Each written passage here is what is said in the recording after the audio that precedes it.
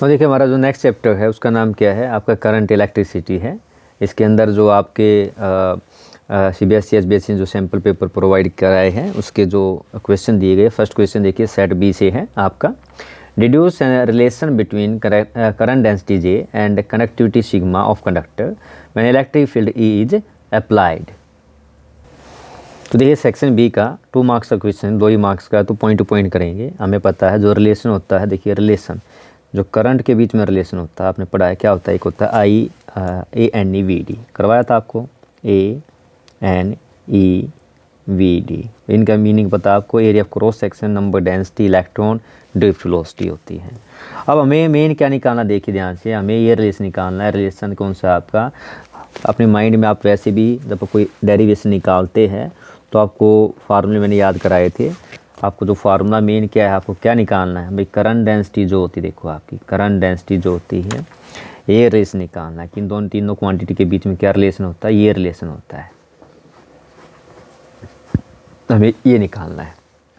तो स्टार्टिंग क्या है, पहले तो करंट चाहिए, ये पहले जे क्या होता है, ये होता है जे क्या होता है, करंट पर यूनिट एरिया होता है। तो यहाँ पे हमने करंट लिया सबसे पहले, फिर हमें क्या इलेक्ट्रिक फील्ड चाहिए।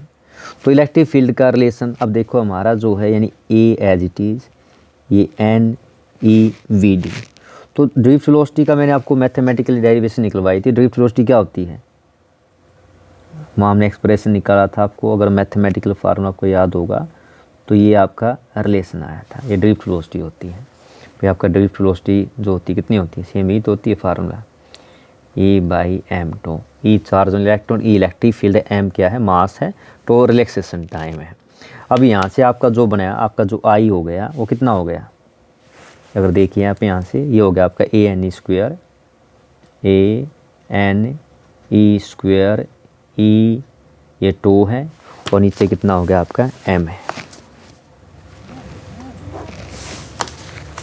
ये हो गया आपका m।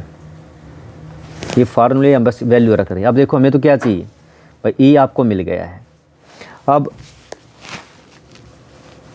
ये देखिए आपका रिलेशन भी बताया ना आपको मैंने, ये रिलेशन क्या है, I को करेंगे डिवाइड A से। अगर आप क्या करेंगे अगले स्टेप में, डिवाइड दोनों तरफ A से कर दिया, तो ये करंट डेंसिटी क्या होती है, करंट डेंसिटी डिफाइन, क्योंकि हमें तो करंट डेंसिटी J निकालनी है, तो J क्या होती है, करंट पर यूनिट एरिया, अभी समझाया था आपकी। तो इसके अंदर क्या होगा आपका, A अगर कटेंगे, देखो A कट जाएगा, आपका क्या बचेगा, NE² E टो बाई में कितना हो गया आपका, m हो गया। ठीक है, इतना भाई A क्या आपका यहाँ से कट गया। अब फर्स्ट मान लो हमारा फर्स्ट पार्ट तैयार है आपका। अब सेकंड क्या है, J मिल गया, अब हमें क्या चाहिए, सिग्मा। ये क्या होता है, रेसिप्रोकल ऑफ रेजिस्टिविटी होता है। तो अगर आपको मैंने पीछे बताया, ध्यान हो आपको, देखो भाई आपका R क्या होता है, ये कुछ फार्मूले है, अगर आपको सीधे याद होंगे बड़ा इजीली आप जल्दी जल्दी डिराइव कर देंगे। ये होता है MNE², ध्यान है वो आपका NE², MLNE²,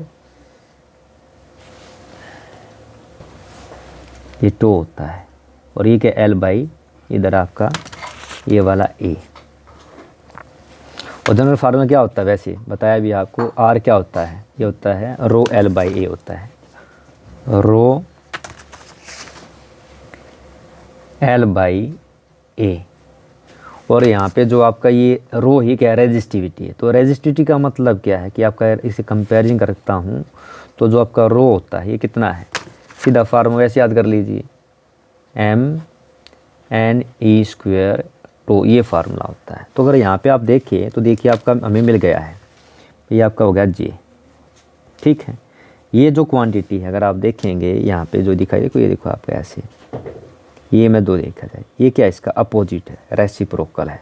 रेसिप्रोकल मतलब क्या, 1/, क्या है, रेजिस्टिविटी है। अगर मैं इसको देखूँ तो कितना आपका ही, ये इधर ही आपका टो को बाहर निकाल देता हूँ, इधर अलग से लिख देता हूँ, ये देखो NE², ये टो बाई m। ठीक है, ये वाला जो हिस्सा है, ये वाला हिस्सा, ये क्या है, रेसिप्रोकल ऑफ रेजिस्टिविटी है। और बाहर कितना बच गया आपका, ये E है। ठीक है, तो इसको क्या लिख सकता हूँ मैं बाबा आपको, भाई इसको लिख सकता हूँ, ये 1/ρ है, और बाहर क्या है आपका, ई है, यानी आपका जो जे आ गया है, जे कितना आ गया 1/ρ ई मिल गया। ठीक है, और हमें पता है रेजिस्टिविटी का उल्टा क्या होता है, कंडक्टिविटी होता है। यानी कंडक्टिविटी क्या होता है, मैं यहाँ लिख दूँ आपका, जो ये सिग्मा यानी क्या होता है, सिग्मा से दिखाते हैं, सिग्मा क्या होता है, रेसिप्रोकल ऑफ रेजिस्टिविटी, ये है कंडक्टिविटी। तो यहाँ पे आपका ये क्या हो गया आपका फार्मूला, यानी सिग्मा ई बन गया आपका। तो हमारा जो जे है, जे कितना आ गया आपका, जो हमें मेन चाहिए था वो मिल गया सिग्मा ई।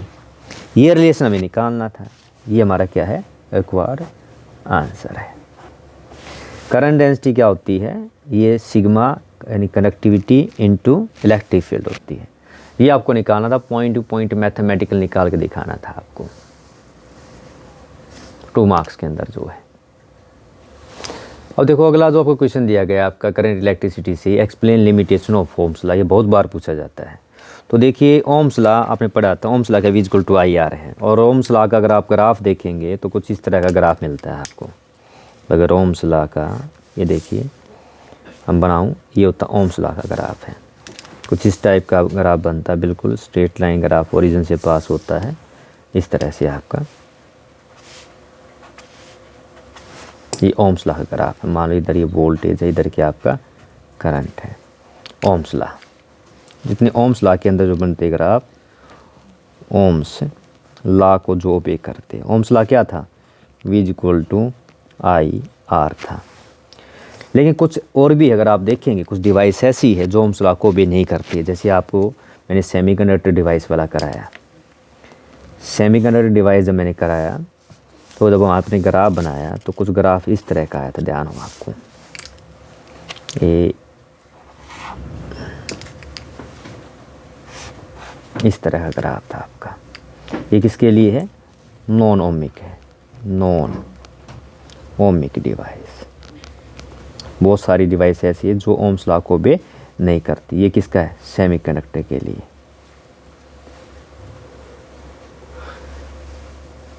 और डिवाइस भी है, लेकिन ये 2 मार्क्स में तो पॉइंट टू पॉइंट आंसर लिखना, ज़्यादा लिखना ही नहीं है। ये क्या आपका, इसके लिए अगर आप देखेंगे, अगर ये इधर इसमें वोल्टेज है, ऊपर करंट है, इस तरह से, ठीक है। तो ये जो सेमीकंडक्टर है, यानी बहुत सारी डिवाइस है विच डोंट ओबे ओम्स लॉ, ये लिमिटेशन है। ऑल डिवाइस डोंट ओबे ओम्स लॉ, डोंट ओबे ओम्स लॉ को ओबे नहीं करती है। और जो ओम्स लॉ को ओबे नहीं करती है, डोंट ओबे ओम्स लॉ, ठीक है। इसका मतलब कौन सा ओम्स लॉ, अगर हम बात करें जो V/I की बात करूं, ये हमेशा कांस्टेंट होता है। हम कहते हैं कांस्टेंट रेजिस्टेंस होता है, तो ये ज़रूरी नहीं है। ऐसी डिवाइसेस है जो इस ओम्स लॉ को ओबे नहीं करती है। ये हम लिख सकते हैं भाई, जो ये डिवाइस होती है, लिमिटेशन क्या, फर्स्ट जो है, जो VI कैरेक्टरिस्टिक्स बनाते हैं, VI कैरेक्टरिस्टिक्स, अगर आप देखें कैरेक्टरिस्टिक्स,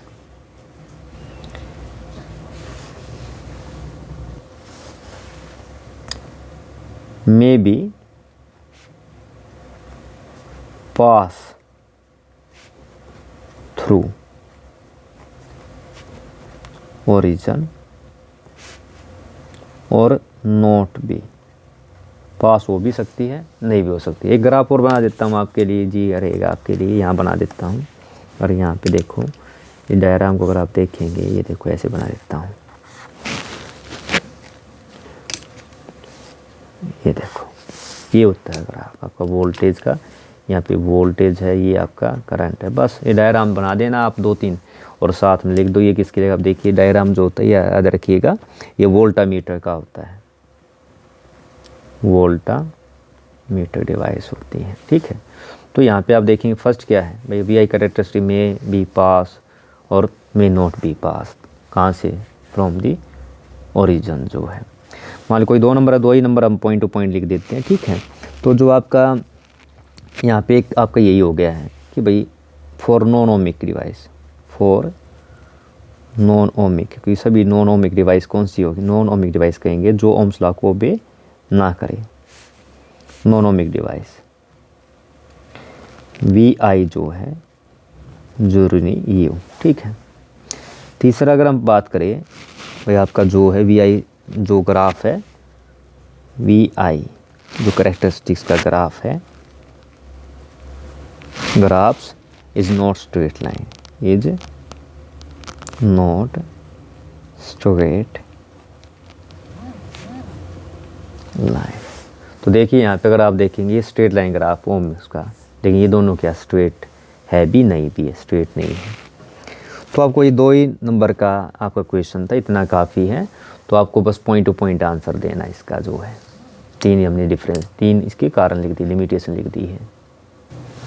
ना देखिए नेक्स्ट क्वेश्चन दिया गया करंट इलेक्ट्रिसिटी के अंदर आपका सीबीएसई सैम्पल पेपर जो 23-24 का सीबीएसई जारी किया गया है, एक न्यूमेरिकल है।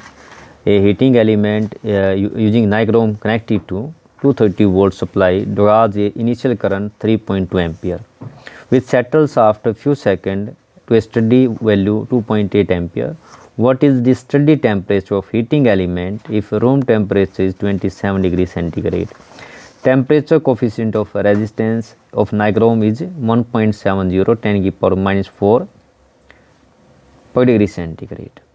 तो ये टेम्परेचर कोफिशिएंट कौन से चैप्टर के अंदर आपकी इलेक्ट्रिसिटी के अंदर है, उसमें मैंने बताया था आपको एक रिलेशन हम जो बार बार यूज़ करेंगे उसको याद रखिए।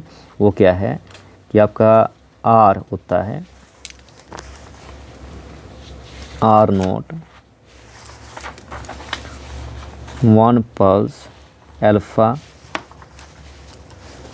Del T. ये फार्मूला आपको याद रखना, बताया था आपको, ये फार्मूला में यूज़ कर रहे हैं, इसको दिमाग में अच्छी तरह बिठा लीजिए। ये जो आर, ये जो टी ले लीजिए यहाँ पे आर टी। आर नोट क्या था, इनिशियल जो आपकी कंडीशन पे रेजिस्टेंस था, आफ्टर टाइम टी या फिर टेम्परेचर जब आपका टेम्परेचर टी हो जाता है, यानी ये था आपका इनिशियल टेम्परेचर, ये जो जिस टेम्परेचर पर आप रेजिस्टेंस निकालेंगे। अल्फ़ा क्या है, टेम्परेचर कोफिशिएंट है, ये जो लिखा है यहाँ पे टेम्परेचर कोफिशिएंट ऑफ रेजिस्टेंस जो है ये वाला रेजिस्टेंस ऑफ नाइक्रोम, ये जो दिया गया है। तो यहाँ पे ये वैल्यू क्या दी गई है, ये आपको अल्फ़ा ही दी गई है, ये वैल्यू अल्फ़ा है। और साथ में आप देखो यहाँ पे करंट दिए गए, यहाँ पे हमारे पास जो है न आर टी न आर वन टी निकाल सकते हैं। तो क्या दिया गया देखिए, आप ध्यान से कर देखें तो आपको जो वैल्यू दी गई है इस वैल्यू को लिख लेते हैं। ये देखो आपका वोल्टेज जो दी गई है, वोल्टेज दी गई है, इनिशियल करंट दिया गया है, मान इनिशियल करंट जो इनिशियल को हम आई नोट से मान लेते हैं। आपका आफ्टर फ्यू टाइम सेटल हो जाता है, मान लो आपका जो हम निकालते फार्मूला टी आपका कुछ टाइम के बाद आई मान लेते इसको, ये आपका 2 पॉइंट है। और आपका जो अल्फ़ा दिया गया है यानी टेम्परेचर कोफिशिएंट ऑफ रेजिस्टेंस दिया गया है, सारी वैल्यू आप लिख लेती है। 230 दी गई है, ये आपको 3.2 दिया गया है इनिशियल, फिर बाद में 2.8 हो जाता है, और ये आपका दिया गया 1.7 गुना में 10⁻⁴ पर डिग्री सेंटीग्रेड होता है। तो ये आपकी क्या थी, वोल्टेज थी, ये करंट एम्पियर में मापते हैं, ये यूनिट हो गई है। अब यहाँ पे जो आपका जो टेम्परेचर इनिशियल जो दिया गया, अगर आप देखेंगे यहाँ पे, अब हमारा मेन क्या है, इसके अंदर आप वैल्यू रखेंगे, ये दी गई है। तो देखो हमें पता ओम्स लॉ लगाते हैं, तो ओम्स लॉ क्या कहता है भाई आपका, अगर हम यूज़ करें इनिशियल जो रेजिस्टेंस क्या होगा, वोल्टेज बटे में इनिशियल करंट हो गया, भाई यहीं से निकाल लेता हूँ। और तो यहाँ पे क्या है, मान लो वोल्टेज तो बदलेगी नहीं, तो करंट सेटल क्या हो गया आपके सम टाइम आई हो गया है, और ये अंदर क्या है अल्फ़ा है, ये डेल टी, इसको एज इट इज लिख लेता हूँ, बस वैल्यू रख दीजिए। अब यहाँ पे भाई आपका ये जो क्या 230 तो सेम है आपका, ये 230, ये भी 230, ठीक है। करंट कितना इसमें 3 पॉइंट, यहाँ स्टार्टिंग में कितना था 3.2 था, कुछ देर के बाद सेटल आई कितना 2.8 हो गया, और ब्रैकेट में कितना आ गया 1। अल्फ़ा की वैल्यू कितनी है आपकी 1.7 गुना 10⁻⁴। डेल टी हमें निकालना है अभी, पहले निकालते हैं यहाँ से, डेल टी निकाल लेते हैं। तो देखो यहाँ से अगर आप देखेंगे तो आपका ये क्या है 230 से 230 गया, तो जो नया आपका भाई आ गया कितना आ गया 3.2 क्रॉस मल्टीप्लाई किया इधर आ गया बटे 2.8, और दाई तरफ कितना रह गया 1 पल्स में 1.7 इंटू 10⁻⁴, और ये आपका हो गया डेल टी, बस गया आपका, जो हमें निकालना है। अब यहाँ पे देखेंगे तो देखिए आपका ये भी कट गया भाई, अगर आप काटेंगे 4 8 32 और 4 7 28, 8/7 आ गया, यानी हमारा आ गया 8/7। अब ये जो इधर है इसको एक इधर लेके आऊँगा, ये क्या हो जाएगा -1 हो जाएगा। दाई तरफ क्या बचेगा,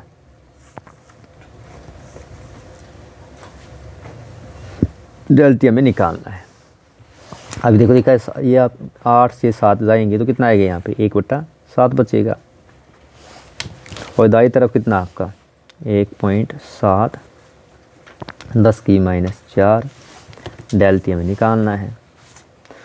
तो मेन जो अगर अब देखिए जाए हमारा डेल टी कितना आ जाएगा हमारा भाई, डेल टी आपका जो है, अगर मैं ये देखो ये इसके बटे में आएगा तो ये कितना हो गया 1/7, तो ये भी इसके साथ आ गया 1.7 10⁻⁴। वैसे आपको देखो दी गई थी वैल्यू कितनी थी, साथ में 0 भी दी गई थी, आप ले लीजिए, ये सीधा आपका हो गया। अब इसको क्या लिख सकता हूँ मैं, ऊपर गया आपका 4 ऊपर जाएगा, अगर ये मैं पॉइंट हटाऊँगा तो कितनी 0 हो जाएगी, 5 हो जाएगी, और नीचे कितना हो गया 17 7 119, देखो ये आ गया आपका। अब इसको सोल्व करना है, अगर मैं इसको लिखना चाहूँ ये हो गया आपका, यहाँ मैं करके दिखा देता हूँ इसकी वैल्यू जो, अगर मैं यहाँ अगर आप मैथमेटिकली आप इसको सोल्व करना है, आपको मैथमेटिकली सोल्व करेंगे कितना है 0 1 2 3 4 5, और किससे डिवाइड करना है आपको इसको 119। अगर आपका ये ऑब्जेक्टिव टाइप होता तो हम अप्रोक्सीमेट निकाल लेते इसको भाई, 120 मान लेते, आप इसको 120 से भाग कर लेते, लेकिन 119 है तो देखिए 3 डिजिट तो हमने किसने लिए, इसके 4 ले लिए हैं, तो किस पे जाएगा ये लगभग देखिए 8, ठीक है ना, 9 पे ज़्यादा हो गया है तो लगभग किस पे गया 8 पे गया ये, तो कितना आ गया 8 9 72,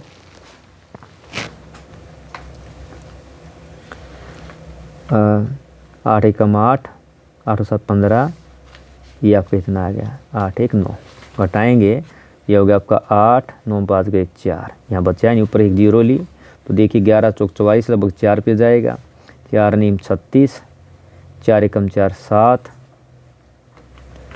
अब यहाँ पे करेंगे कितना है 4, ऊपर से 0 उतारेंगे भाई, आपका कितना छोटा है तो क्या आ गया 0, लगभग 840 आ जाएगा, ये हमारा कितना आ गया लगभग 840 अप्रोक्सीमेट ले लेते हैं। तो डेल टी आपका कितना आ गया, ये डिफरेंस आया है आपका, डेल टी इतना आ गया आपका सेंटीग्रेड। ये हमें तो क्या निकालना, देखिए हमें तो मेन निकालना, हमारा जो ये डेल टी क्या होता है, ये जो डेल टी होता है ये कितना होता है टी माइनस में टी नोट होता है, यानी इनिशियल ये आपका जिस टेम्परेचर निकालते हैं। तो अब हमारी जो वैल्यू है डेल टी भाई आपका, जो अगर मैं देखूं तो डेल टी की वैल्यू कितनी है, डेल टी है 840 है, और ये क्या टी, और टी नोट कितना दिया गया आपको 27 दिया गया है, डिग्री सेंटीग्रेड दिया गया है, तो यहाँ लिख देता हूँ आपका, तो ये टी नोट था, यहाँ पे जो आपका ये टी नोट का मतलब क्या कितना दिया गया है आपको 27 डिग्री सेंटीग्रेड दिया गया है। तो यहाँ से अब टी कितना आ जाएगा, अगर मैं देखूँगा तो ये हो गया आपका 840 जमा 27 बराबर में कितना आ गया 867 आ गया डिग्री सेंटीग्रेड। तो टी की वैल्यू कितनी आ गई 867, ये आ गई आपकी, ये आपको निकालना था। तो आपको स्टेप वाइज किया है, आप इसको फास्ट भी कर सकते हैं, इस तरह आपको इसको सोल्व करना था।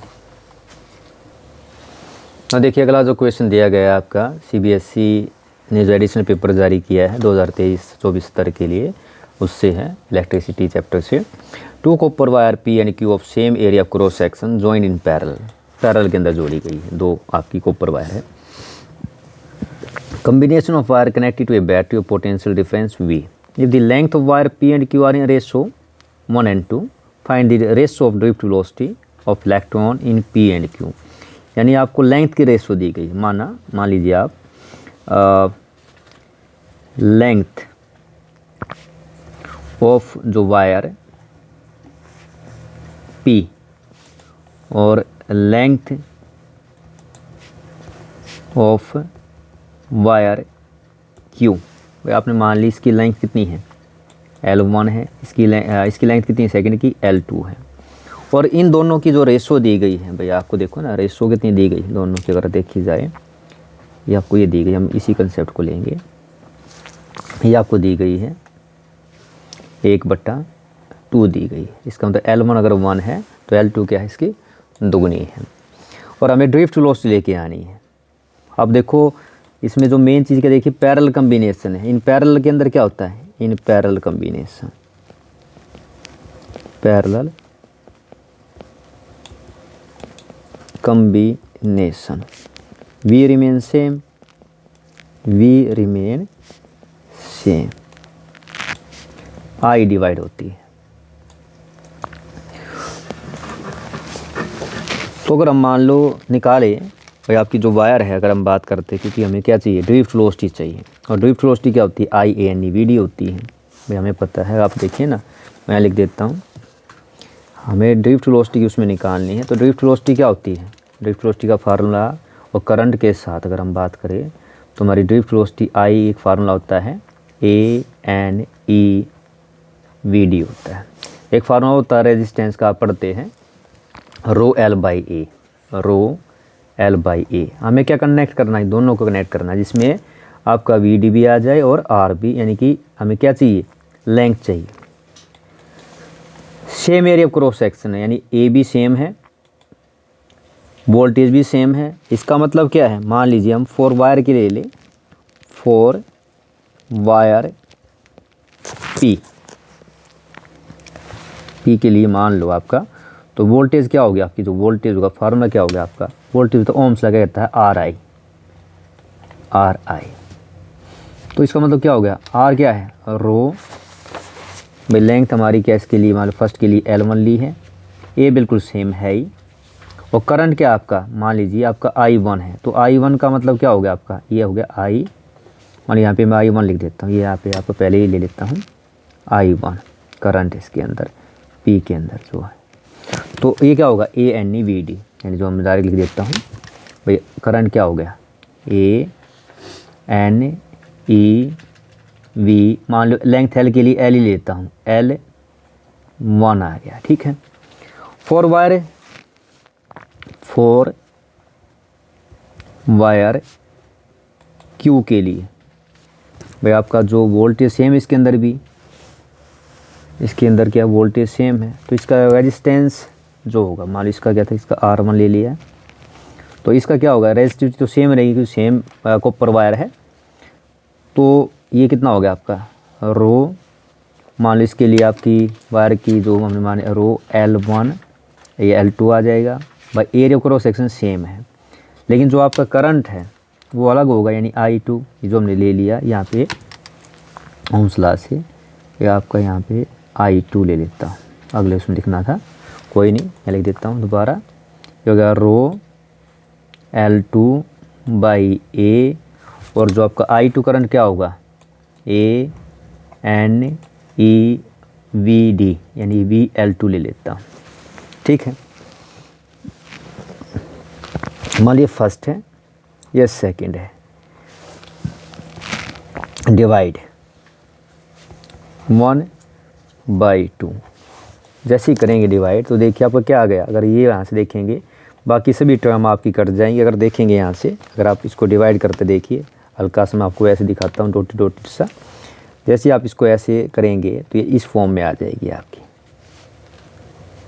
ठीक है। तो क्या हुआ आपका, जो इधर से क्या आ गया, L1/L2, L1/L2,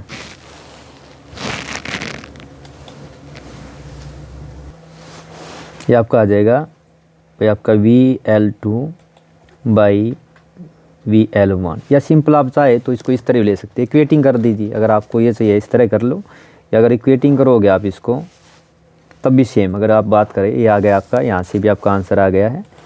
तो आंसर कितना आ गया आपका भाई, आपकी जो रेशो होती है अगर हम बात करें तो ये कितना था, L1/L2, ये था आपका L1 कितनी है, देखियो 1,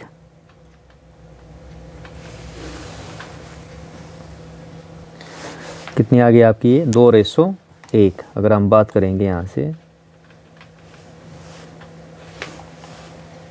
यानी 1/2, ये कितनी है 1/2। इसका मतलब क्या आ गया भाई, आपकी VL1 VL2 ये कितना आ गया, 2:1 आ गया, ठीक है। यानी आपकी ड्रिफ्ट वेलोसिटी की जो रेशो आएगी कॉपर जो आपकी पी के लिए और जो आपकी क्यू के लिए वो कितनी आ गई, 2:1 आ गई है।